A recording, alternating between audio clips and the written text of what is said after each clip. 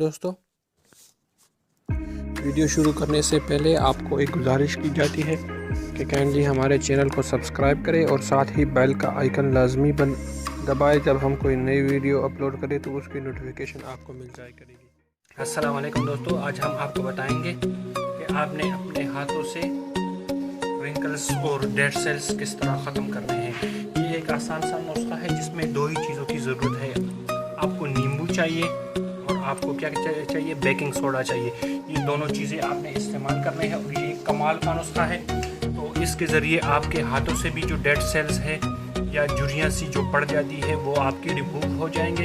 अगर आपके पाँव पर है या हाथों पे है झुर्रियाँ, इस तरह हाथों पे ये झुर्रियाँ सी पड़ जाती हैं, तो ये एक ही मर्तबा इस्तेमाल करने से ख़त्म हो जाते हैं। आपने क्या करना है, सोडा, मीठा सोडा लेना है। मीठा सोडा लेकर आपने नींबू के ऊपर इस तरह डाल लेना है। नींबू के ऊपर डालकर आपने इस तरह रगड़ना है, इसको इस तरह रगड़ना है आपने। और ये काम आपने क्या करना है, मुसलसल 20 मिनट तक आपने इसको इस तरह रगड़ना है।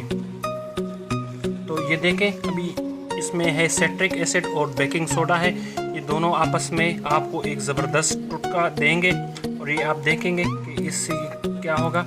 हमारे हाथ से जो मैल कुचैल है, जो डेड सेल्स आप सफ़र करते हैं या कहीं और काम आप करते हैं, तो डेड सेल्स जो होते हैं वो आपके इससे रिमूव हो जाएंगे। बस ये क्या करना है, आपने ये जो नींबू है अप्लाई करना है और ये क्या करना है, 20 मिनट के लिए आपने इसको यूज़ करना है। आप इसके नाखूनों को भी इस तरह अच्छी तरह से साफ़ करें और हाथों के फ्रंट साइड्स को भी इस तरह साफ़ करें।